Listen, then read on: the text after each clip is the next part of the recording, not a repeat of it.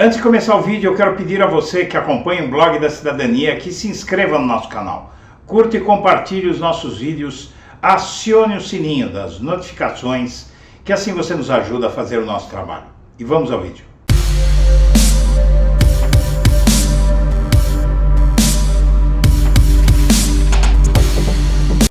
Boa tarde, senhoras e senhores, está começando o Blog da Cidadania ao meio-dia.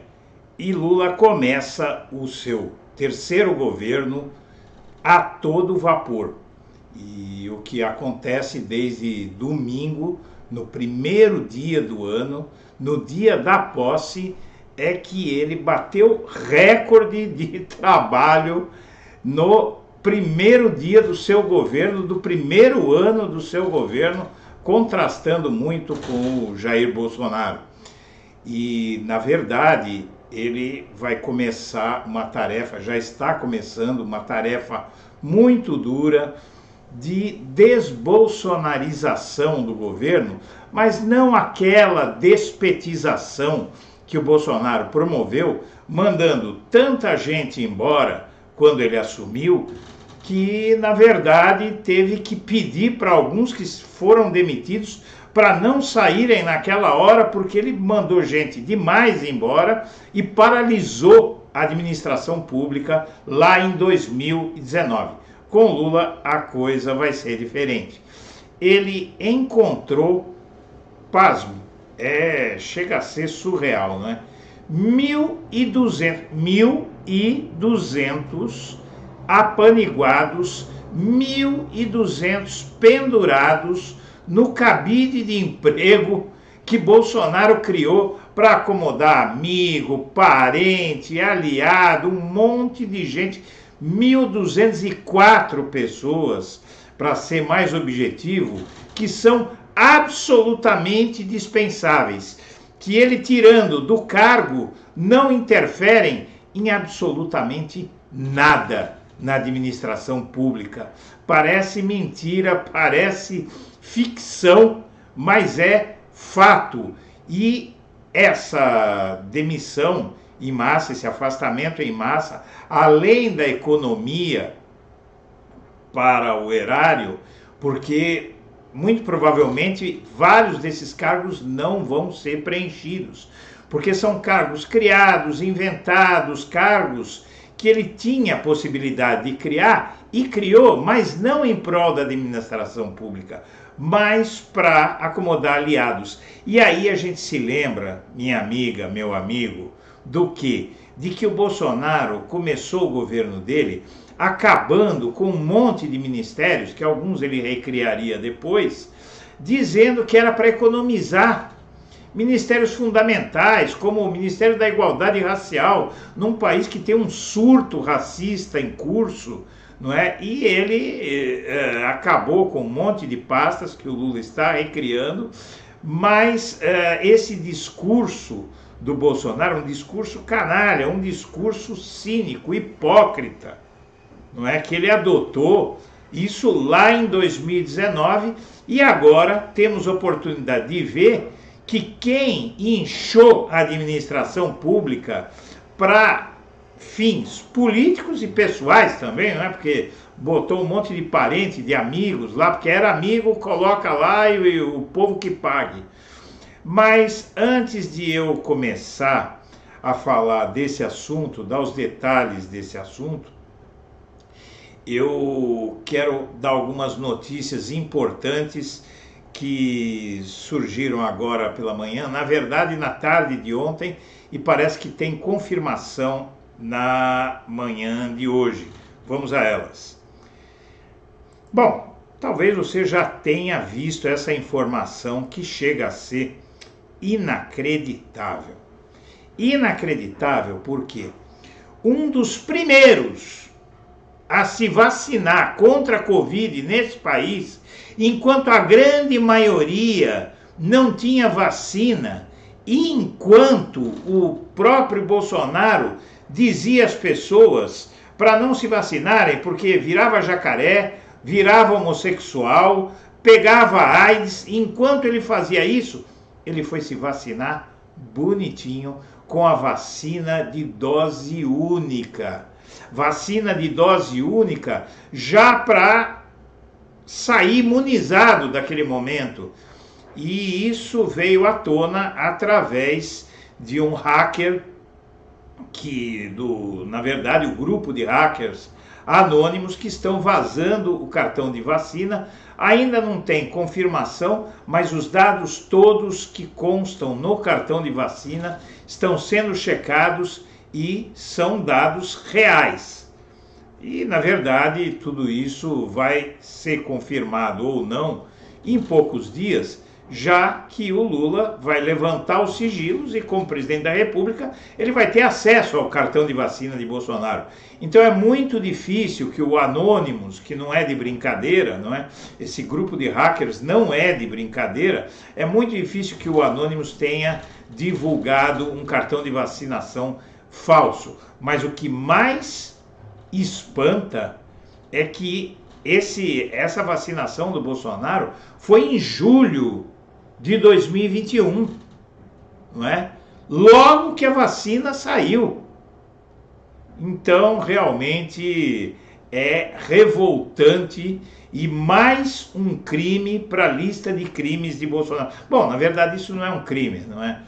Ele deveria ter feito essa vacinação, tomado essa vacina publicamente. Mas vamos lá. Cartão de vacina de Bolsonaro, hackers publicam suposto cartão de vacinação de Bolsonaro contra a Covid. Página do grupo Anonymous revelou suposto cartão de vacinação de Bolsonaro contra a Covid.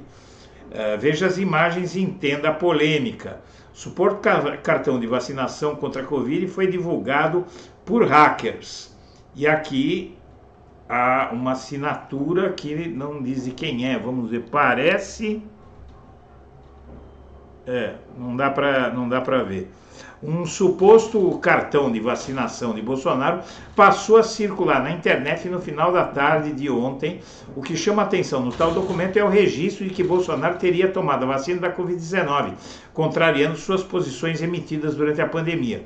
Segundo tal registro, Bolsonaro teria tomado a vacina no dia 19 de julho, em uma UBS de São Paulo. O imunizante utilizado teria sido da Janssen, que é dose única. O cara já sai completamente imunizado, não é? É de fato a melhor opção para qualquer um. No entanto, há indícios de que o documento é falso, pois Bolsonaro não estava em São Paulo no dia mostrado no tal cartão, que indicaria que o documento foi manipulado. Confira os detalhes no decorrer da matéria. O suposto cartão de vacina de Bolsonaro foi divulgado inicialmente pelo grupo Hacker Anonymous no Twitter. Uma das imagens reproduz a tela do Conect SUS, que reúne informações de saúde dos brasileiros, como as doses de vacina tomadas na pandemia. As imagens que circulam nas redes sociais contêm o nome do ex-presidente, CPF, número do cartão do SUS, nome da mãe, foto e assinatura. O cartão de vacinação que circula nas redes diz que Bolsonaro tomou a vacina em 19 de julho. No entanto, segundo o UOL, Bolsonaro estaria em Brasília nesta data. Procurada pela reportagem, a Secretaria Municipal de Saúde diz que não consta registro de atendimento a Bolsonaro na unidade de saúde. Bolsonaro se vacinou? Ainda de acordo com o UOL, o então presidente Bolsonaro estava em São Paulo até o dia anterior, ou seja, 18 de julho. Nesta data, ele recebeu alta do Hospital Vila Nova Star, depois de passar 4 dias internado tratando uma obstrução intestinal. Ele viajou a Brasília ainda na manhã no dia 18, sendo assim, Bolsonaro não estava em São Paulo no dia 19 de julho. O ex-presidente Jair Bolsonaro aplicou o sigilo de 100 anos no próprio cartão de vacinação, e essa história ainda vai dar muito o que falar. Pelo que eu conheço do Anonymous, eles não são de falsificar nada. Mas vamos ver o que é que acontece. E o outro dado aqui é um assunto mais ameno, que eu acho que vale a pena comentar antes de falar desse assunto, que é sobre um livro surpreendente para o futuro da humanidade que chega ao Brasil em fevereiro. É um livro de um candidato ao Prêmio Nobel de Economia. Ele foi lançado no exterior em abril e chegará ao Brasil em fevereiro de 2023 pela Intrínseca. O livro se chama A Jornada da Humanidade. E basicamente o que esse escritor laureado e que pode ser o Prêmio Nobel da Economia, o que ele diz é o seguinte, que devido ao fato de que as pessoas no mundo inteiro passam a ter cada vez menos filhos, a humanidade deve ter um crescimento vegetativo muito menor do que jamais se esperou. Na verdade, a humanidade deve diminuir a presença no planeta e isso vai fazer com que sobrem mais recursos e isso sinaliza então para um futuro róseo para o ser humano. Tomara que ele tenha razão. E vamos lá, o Bolsonaro, desde que ele assumiu a presidência da República, ele vem enchendo a administração pública de apaniguados, de amigos, de apoiadores, de parentes. E agora essa atitude do Bolsonaro de usar a administração pública como se fosse sua, começa a ser desmontada pelo governo que entra.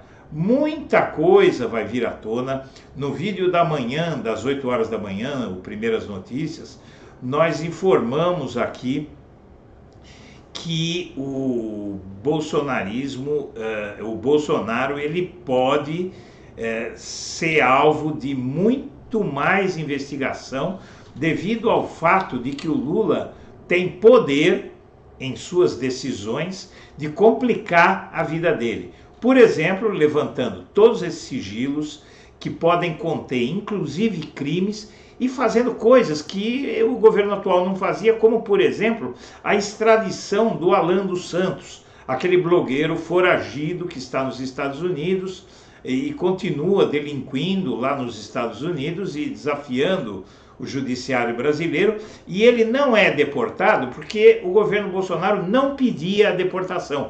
É preciso que o governo brasileiro tome as ações para deportar. Com Lula no poder, a deportação de Alan dos Santos é questão de tempo. Mas o Bolsonaro buscou cargos para realocar aliados mais próximos, parentes, etc. Ele agora vai ter funcionários custeados pela União, mas ele tem ido repetidamente em encontros com pessoas próximas que está preocupado com o seu núcleo duro de aliados políticos que querem encontrar cargos para que eles trabalhem a partir de 2023. Como ex-presidente, ele terá direito a 8 funcionários e 2 assessores, 2 motoristas, 4 servidores da segurança, tal, mas ele começou a encher ainda mais a administração pública de aliados, para seus aliados mais próximos, devido ao valor dos salários mais altos para os assessores e das especificidades das funções. Ele acredita que só conseguiria aprovar 2 das vagas. Por isso, Bolsonaro tem conversado a respeito da possibilidade de espalhar esse grupo em gabinetes de deputados e senadores aliados. Mas, na verdade, isso aqui você tem uma matéria da agência pública mostrando como parentes de assessores pessoais de Bolsonaro ganharam cargos no governo. Às 5 horas da manhã do dia 6 de dezembro de 2018, veio à tona a primeira notícia sobre denúncias que acompanharam o então presidente eleito Jair Bolsonaro ao longo de todo o seu mandato. As suspeitas de desvio de dinheiro público por meio da prática de rachadinha no gabinete do filho primogênito, Flávio Bolsonaro, na Assembleia Legislativa do Rio. Quase 4 anos depois, a agência pública mostrou que ele fez isso no governo, na verdade, no seu escritório como deputado federal, os filhos também, e essa prática prosseguiu no atual governo. E para reverter as ações de Bolsonaro, o Lula volta à presidência com recorde de atos na largada do governo, de forma a começar a desfazer tudo o que o Bolsonaro fez. Caneta afiada do presidente assinou um total de 56 medidas provisórias ou decretos já no primeiro dia de gestão. A disposição de reconstruir o país, tônica de seu discurso de posse, fez Lula assumir o governo com um extenso pacote de medidas para desfazer atos e marcas do antecessor Jair Bolsonaro. O caráter do revogaço levou Lula a estabelecer um recorde desde a redemocratização, com 52 decretos e 4 medidas provisórias assinadas. Ele se tornou o chefe do executivo que mais atos editou nas primeiras 48 horas no cargo. A ele somou-se uma enorme leva de exonerações da administração federal de bolsonaristas alocados em cargos comissionados. Na lista de dispensa estão nomes como Felipe Martins, da ala ideológica do bolsonarismo, e que ocupava cargo de assessor especial de assuntos internacionais da presidência da República, um cargo, minha amiga, meu amigo, que significa não fazer nada. É um cargo honorífico, é um cargo que não tem função. O que é um menino, inclusive, um rapaz aí de seus 30 anos no máximo, sem qualquer currículo que justifique um cargo como esse, e que ganhava uma fortuna para ficar puxando o saco de Bolsonaro. O último governo com tantas medidas logo no início havia sido justamente o do primeiro presidente eleito pelo voto direto após a ditadura militar, Fernando Collor, que assumiu em 1990. Na época, utilizou a caneta presidencial para assinar 28 medidas provisórias e decretos nos seus primeiros dias no cargo. A medida de maior impacto foi o Plano Collor, que determinou o confisco da poupança. Então, na verdade, o segundo que mais atos assinou foi o Lula, e depois vem o Fernando Henrique Cardoso. A necessidade de reconstruir o país após 4 anos de Bolsonaro também deu o tom dos discursos de ministros que tomaram posse ontem. Mas aqui nós vamos à cereja do bolo. O governo Lula faz demissão em massa e exonera 1.204 servidores que eram chefes do governo Bolsonaro. Talvez você já tenha visto essa notícia por aí, saiu no começo da manhã de hoje. E no primeiro dia do governo, Luiz Inácio Lula da Silva, 1.204 servidores que desempenhavam funções de confiança na gestão do ex-presidente Jair Bolsonaro foram exonerados. A informação foi confirmada pelo ministro da Casa Civil, Rui Costa. Lula disse ainda que há mais exonerações a serem publicadas nos próximos dias. A equipe do ministro nega, no entanto, que a máquina pública será paralisada. Segundo os secretários da Casa Civil envolvidos na organização da estrutura ministerial, as exonerações foram concentradas nos cargos mais altos do Ministério e da Presidência, todos comissionados. São cargos mais altos comissionados, sejam servidores concursados ou não. Todos ocupavam direção e assessoramento DAS 5 ou 6. Isso não paralisa nenhuma área, tudo continua trabalhando normalmente, disse Marcos Cavalcante, que organizou a reestruturação dos cargos do governo e assumiu a Secretaria do Programa de Parceria de Investimentos, PPI. Ao longo da transição, Rui Costa rejeitou a ideia de que promoveria uma desbolsonarização do governo com ampla demissão de funcionários com recorte ideológico. Quando assumiu em 2019, a equipe ministerial de Bolsonaro, representada por Onyx Lorenzoni, então ministro da Casa Civil, prometia despetizar a máquina federal. Algumas demissões de centenas de funcionários, porém, provocaram problemas e chegaram até a ser revertidas alguns dias depois. Ou por alguns dias, melhor dizendo, ou seja, até dá tempo de substituírem os demitidos, porque mandaram embora gente que fazia falta. No caso de Bolsonaro, no caso da demissão promovida por Lula, ao que se sabe, são funcionários que, e conforme está na matéria, inclusive, são funcionários que não vão fazer a menor falta porque eram caciques. Ou seja, nesse governo tinha muito cacique para pouco índio. Como é que pode você mandar 1.204 pessoas embora e não fazerem falta nenhuma por serem chefes? 1.204 chefes de cara, assim, que podem ser mandados embora, que não funciona, que não afeta em nada. E quem é que estava pagando por isso? Você, minha amiga, você, meu amigo. Então, a reconstrução começa pelo começo, e essa é uma medida que vai ajudar o Brasil, pelo menos, a não jogar dinheiro fora com desocupado. Minha amiga, meu amigo, eu agradeço a atenção e deixo meu melhor abraço para todo mundo.